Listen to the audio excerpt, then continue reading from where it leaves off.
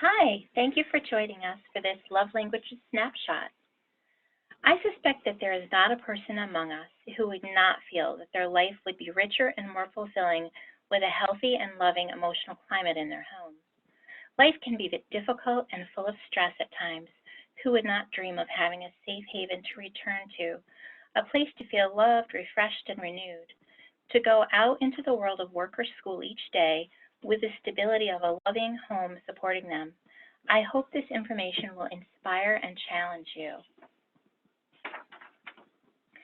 In his book, The Five Love Languages, The Secret to Love That Lasts, Dr. Gary Chapman, who is an author and speaker with several degrees in anthropology and religion, shares some surprisingly simple yet proven effective tools to strengthen and deepen relationships with our spouse, our life partner, or our children.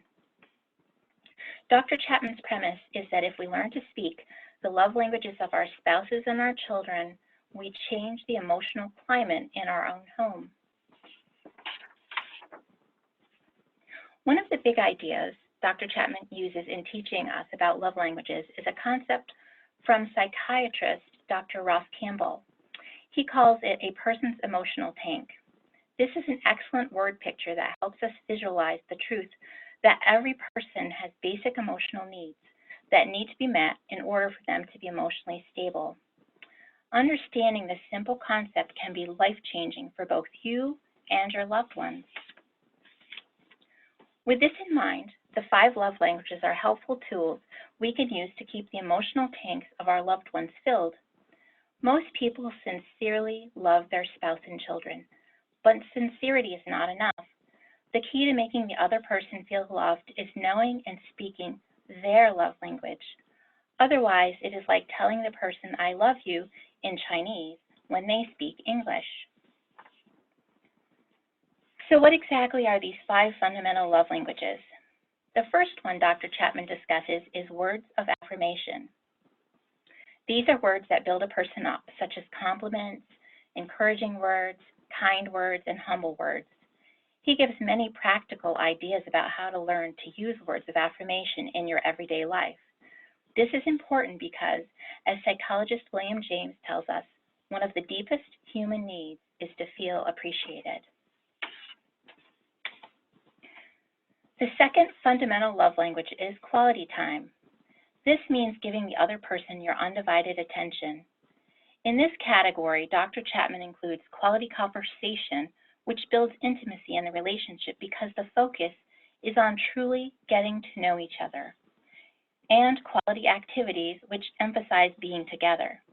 Here, the value is not as much on what you are doing, but rather on being together. Often just being in different settings together is helpful. Love language number 3 is receiving gifts. Gifts are a visible sign of love. The cost of the gift will not matter to the person who has this as their primary love language. Along with the typical way that we think of gift giving, Dr. Chapman also makes an interesting point when he talks about the importance of the gift of presence. This means being with your spouse in times of celebration and crisis. Acts of service is love language number 4. The common maxim, actions speak louder than words, is not true for everyone, but very true for some people. Dr. Chapman says, the very heart of love is an attitude of serving the other person. For some people, doing simple chores around the house with a positive spirit can be a powerful expression of love. The 5th love language is physical touch. Dr. Chapman says physical touch is one of the fundamental ways of expressing love. There are 2 types of touch. There's explicit touch, which requires your full attention and time and energy and effort.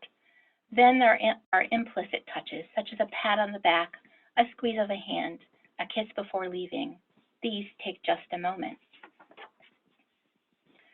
As Dr. Chapman concludes his study on the 5 fundamental love languages, he gives some excellent information on how we can grow in love in our relationships.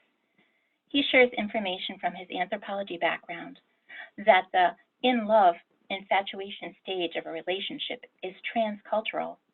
Dr. Chapman gives clear and important information on how to move past this in love phase and continue to grow in love by learning to deal with the inevitable conflict that is part of life for all of us. Then by choosing to learn and speak your spouse's love language, you can build a warm and deeply satisfying relationship. Many people throughout the world have found these simple and practical tools helpful and even life-changing in their relationships. We hope that this brief snapshot has sparked your interest in the 5 love languages and inspired you to learn to use them on a daily basis. We would love to have you join us for a more in-depth discussion on this topic, including the love language profile, at an upcoming class at the PRC. Or if you are unable to do that, we encourage you to pick up the book at your local bookstore or online. What a great way to enrich your life and invest in those nearest and dearest to you. Thank you again for listening in. If you don't already follow us on Facebook, please join us there for daily words of encouragement, tips, and center happenings.